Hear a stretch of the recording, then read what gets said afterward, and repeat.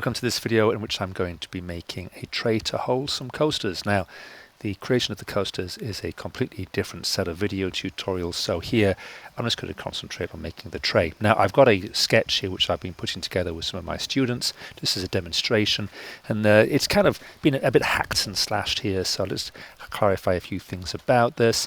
This circle here represents my coaster. In fact, it was actually like a torus or a donut coaster, so it actually has a cutout in the middle as well. I think what I will do is pause my video and actually find the coaster and show you. Okay, so here it is. There's the coaster, and I'm just going to place that over my drawing here. So this is a scale drawing. I've actually drawn around that on this grid of paper, and this tray is going to be holding this coaster in position. So I've created this interesting kind of, I don't know, is that a G-shaped, kind of googly G-shaped coaster design there. And a few things to highlight here. I was going to have it lifting out vertically, but I had some students asking me questions about different design ideas, so I evolved it into this kind of shape here. And so I've got rid of these pegs here on the side and instead inserted my pegs at angles like so. And at the bottom I'm still keeping this peg here. I think I'll keep that peg where it is, but I'm definitely going to have a peg over here and a peg over here. Seems to be the best way, I think, to do this. Yeah, I could move that peg over here, but no, I'll keep it there. Okay, so that is the idea. What I want to clarify here is that this coaster is 85 millimeters in diameter. So I need to make sure that I'm designing everything around that concept. It's an orthographic drawing here, so I'm projecting the end view over to the side here, and I think that particular peg there is wrong, and this is the correct kind of peg that I want to have here. The key point here is that each of these coasters is 3 millimeters in width, and I'm going to have 4 coasters, so 3 times 4 is 12, so I'm going to have an internal width to this tray, so the pegs are going to be 13 millimeters across, making sure I've got enough space for the coasters, and 1 millimeter just to give a little bit of space there for everything to sit in comfortably. So there's my basic design. I've also got some details down here with regard to dimensioning and yeah, and also I'm just working with the grid here to sort of get the basic shape of this. So what I'm going to do here is start to build this up in Techsoft Design. So I'm going to keep my drawing on the side here. Let's just bring that drawing to the side. Here I am in Techsoft. I've got myself a pale blue 5mm grid as usual, and I'm going to have a reference point for the start of my design. I'm actually thinking to myself, actually, how about, yes, let's do this. Let's do this. How about if I leave that there and then I bring Techsoft up here, and I'm just going to bring that to the right. Now, if I was clever about this, I would click and drag this window to the right and let Windows manage it. But I've got a few things in the background here that I'm kind of in the middle of doing. So I'm going to do that, and that's going to allow me to sort of see these two things side by side. Can I zoom out a little bit here? I'm sure I can. Okay, that looks better. Okay, so I'm going to go with this center point right here. And if you notice, this is off the grid because it's an 85mm diameter coaster. So it's got an odd number diameter. So I'm going to come to my step block here. I've got a 5mm grid spacing. So let's throw in there a 2.5mm step spacing. And I'm going to zoom in on my drawing. And let's first of all just identify a center point for everything to be built around, like so. Now I suppose what I should really do here is actually bring in my original coaster design, but I'm not that organized, so I'm just going to start off by drawing here a circle with a given radius, and this is going to have a diameter of 85, so it wants to have a 42.5mm radius. So let's drop this in here. Now before I go any further here, what I'm also going to do here is something I've started to do recently, is when I'm drawing things as initial kind of construction lines and things, I'm actually working with a grey construction line. So I'm going to keep on drawing things here with, make sure that's also grey as I keep drawing, with grey lines, and hopefully that means that when I then add my color codes for laser cutting, they're going to stand out a little bit easier. So that is, let's just get some dimension lines here as well. Let's just get a dimension on that, make sure that's working correctly. Is that 85? Yes, it is. Okay, so fantastic. Zoomed in a bit there to get the same kind of scale. So now you can see my pale blue grid is about the same size, matching the size of the actual drawing I've got here. Okay, what else have I got here?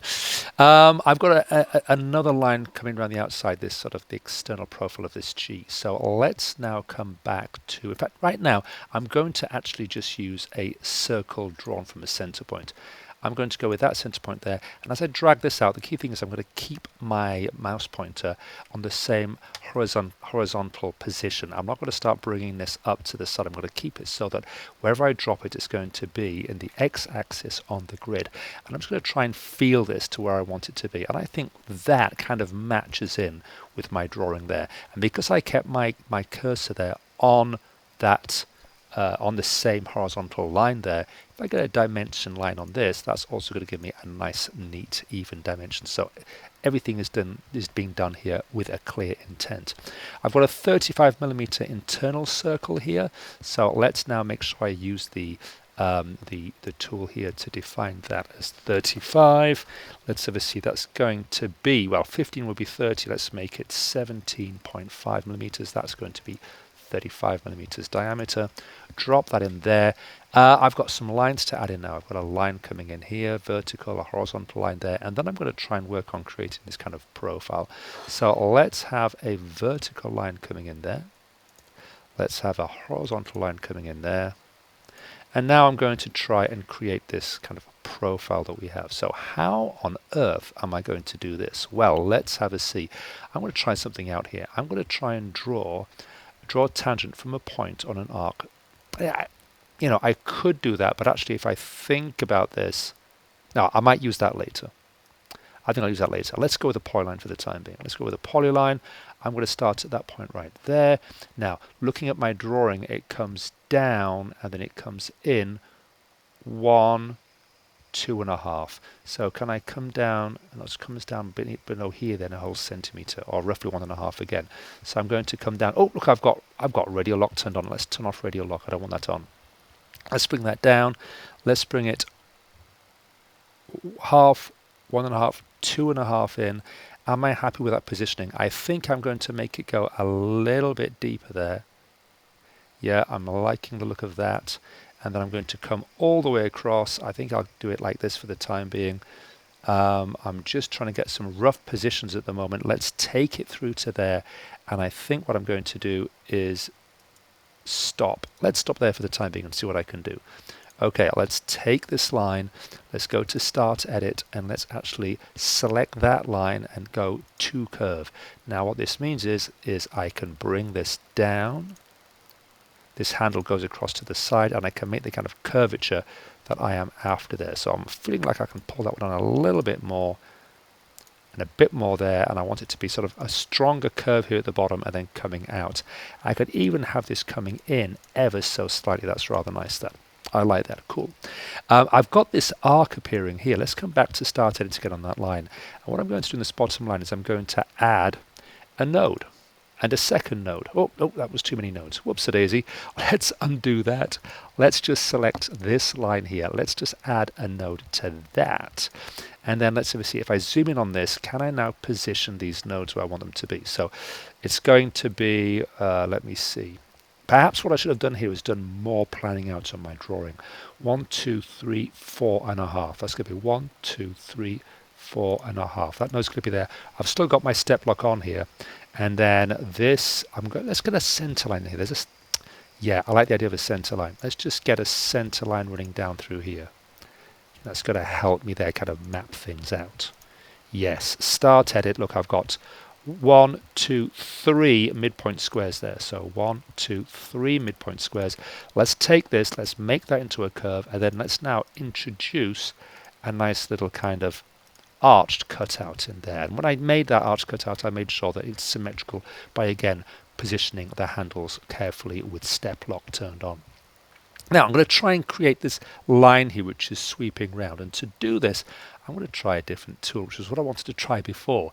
I'm going to go with this, draw a tangent to an arc or circle from a point.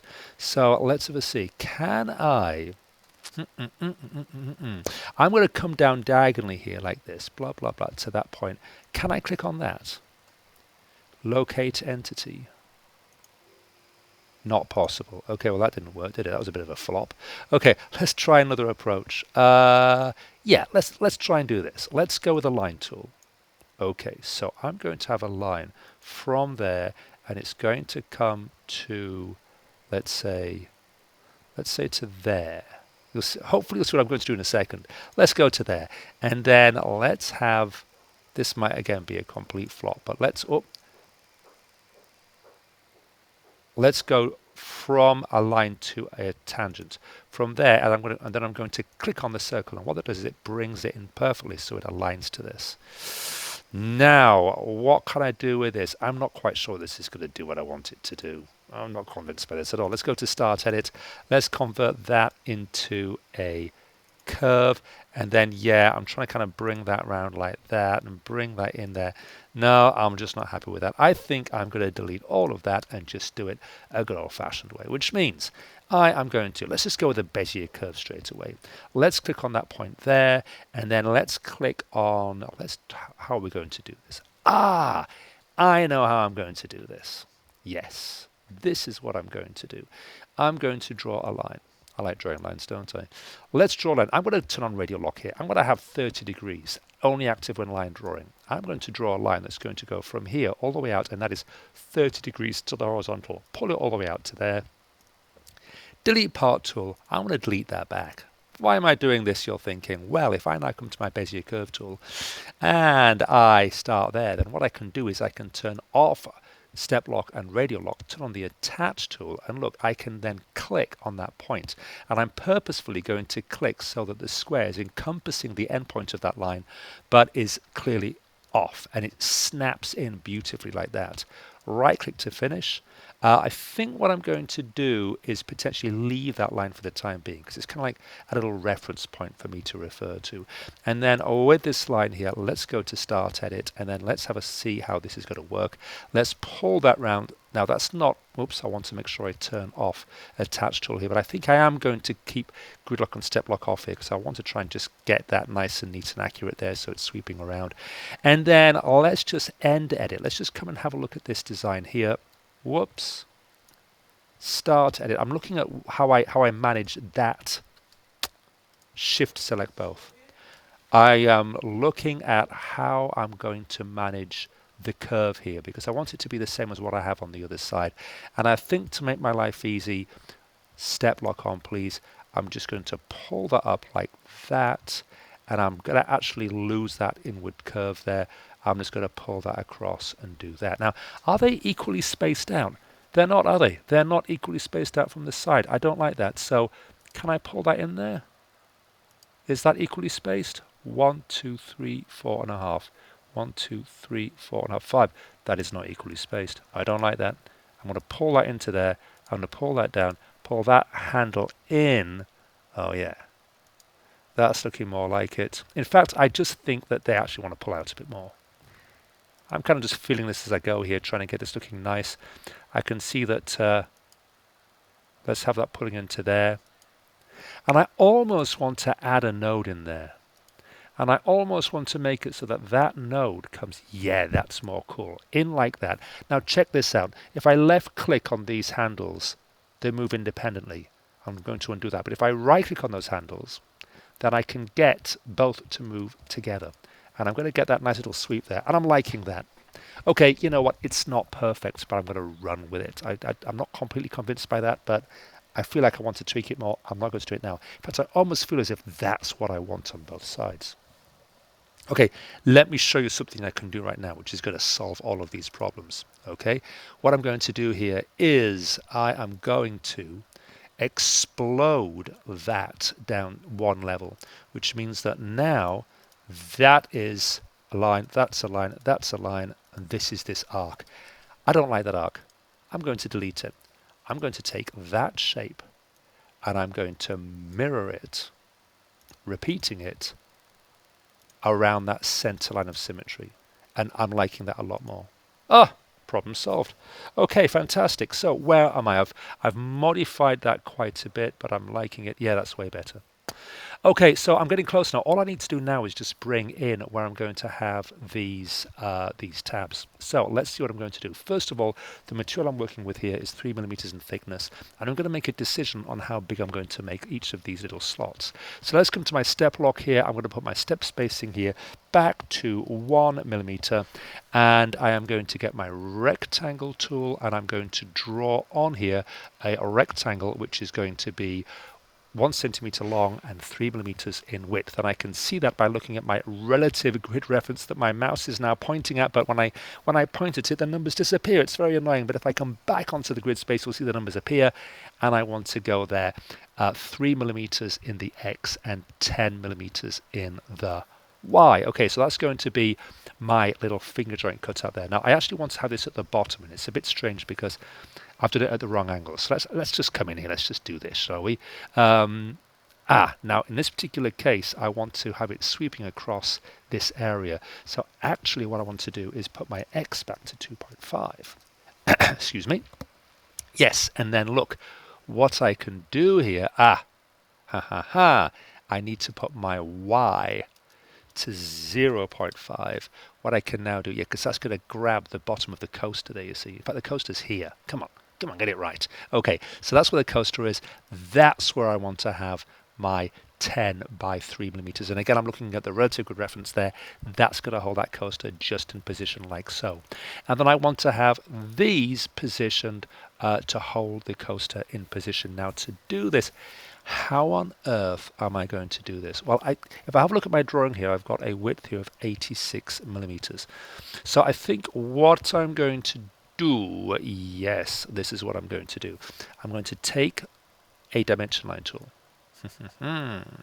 I am going to make sure that I am back to 1 by 1. So I'm always just updating step lock to do what I want it to do. Let's go from that inside edge there, and I'm going to come along 86mm. So again, I'm looking at my relative grid references at the bottom of the window here. That is 86. Okay, I am therefore going to, let's just draw another one of these, shall we? So I'm going to come in here, and that is going to be, making sure that I'm at 86. That is going to be 10 by 3. Okay, so those are my two finger joints, which are going to be top left and bottom right. That's what I want. Let's get some more details down here as well. I'm going to draw a line across there, and I want to find the midpoint of that line. Well, let's just use a dimension line again here. Let's come to here. Let's go 843. That's the midpoint. Okay, so I'm going to, I think, keep that safe. Let's just select this now. Now, I want to have that point on the grid. This is going to be super important. So let's select everything, and I need to move that just 1mm to the left. And now that center point is on the grid. I can now select this. I'm going to rotate this through 45 degrees. Now I've got to be careful here because bearings are anti-clockwise. So I actually want to rotate that negative 45 to make it rotate clockwise. And I'm going to repeat this once. Okay, let's click on OK there. Let's click on the center point. Yes, look at that. And what I get now is, it's like a pair of weights, isn't it? There you go. I'm going to take this, and I am going to probably copy it actually, and then I'm going to position this. Oh look, and I've put it on the grid, and actually, of course, I want to have it midpoint to the grid. So I've got to put that back to 2.5, and I can snap that in there, and that's going to give me these two finger joints perfectly positioned for this coaster to sit in that slot. Part of me still thinks I should have, I'm going to move this around. Let's move that round to be that position there, because that's going to be fun. I'm going to select this. I'm going to come to the transformation tool again, and I'm going to rotate this clockwise through 45 degrees, but this time I'm going to replace it. Boom. There you go. even better. Okay, so that basically is my coaster design looking pretty finished. What I'm going to do now is take all of this, turn on grid lock. I'm going to move all this, let's say, to the top left corner, and then now can I take this design, can I copy it, paste it down here, looking good, fantastic. Okay, and then now, I was talking about all these gray lines. Well, now what I'm going to do is I'm going to clean this up so that I get exactly what I want. Let's get rid of that line there to begin with. I don't want that. And what I do want, I don't want this line here anymore, because that was my, what am I trying to say here? That was the outline for my coaster. I want to delete that line and delete that line. I'm going to get rid of that line there. I'm going to get rid of that line there. I'm now going to come to, now I could try and color all this in, but what I prefer to do is get a contour tool, go with a 0mm graphical contour in blue. What I like to do now basically is click on the elements that I want to be cut. And I made sure that that last click, I didn't click on the inside edge because that would have contoured the insert of that G. I want to go to the external edge, and now it's going to cut out the outline. The last thing to do here is make my little pegs that go across. So I know that let's just go on to grey again. I know that these want to be 13 by, let's make sure I get 1mm there. I want them to be 13 across, but I want them to be thicker than 10mm because I want there to be a finger joint on the end. So let's zoom in here. I'm going to make this go 13 across, again, relative good references, and I'm going to have it so it's going to be, let's say, 14mm in thickness. So that's 13 by 14. Okay, and then now let's get to my polyline tool. I'm going to come in 2mm, and that's going to be 3 out. Whoops. Let's undo that again, shall we? 2 down, 3 out, 10 down, 3 in. And now I've got a 2mm gap top and bottom. Let's make my life easy. I was going to make it easy by mirroring that across, but it's 13mm, so I'm not going to do that. I'm just going to draw it again. Okay, there, 3mm all the way down, 3 back. Let's now get my contour tool. Come on, click. In blue. And let's contour that. Now, I think what I'm going to do here is move that up to there. Let's take this. Let's group that together. Let's move that over here because that's part of my kind of development there. And then with this, let's take that now, copy, paste, paste. There you go. I've got my 3 tabs ready to go. Okay, so that's basically my design ready to laser cut. Oh, of course, one more thing I need to do here. Let's just take all of that. Let's deselect those. Let's make sure that that's grouped together. And then I need to copy and paste it, and I need to have 2 of those. So what I'm not happy here is when I move that around, when I pasted and moved it around, I had step lock turned on. I don't want that. I want grid lock turned on. And then now when I paste it in, look, it's going to snap into position and everything's going to be nice and neat. I'm wondering as well, if I turn on radial lock, can I spin that around and can I position it like that so that they're tessellated together? In fact, if I got really fussy here, I could move these away, bring this in like that, and now I'm really saving material, and then perhaps position these in here for laser cutting.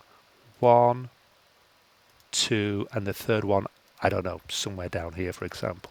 That works. So I'm really trying to kind of save material waste there. Okay, that's the end of this tutorial. I hope you found that useful. See you next time.